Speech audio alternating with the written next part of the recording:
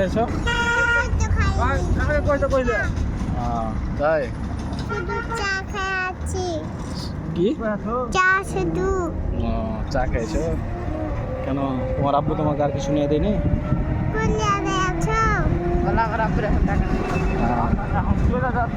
ঠিক আছে, ধন্যবাদ তোমাকে।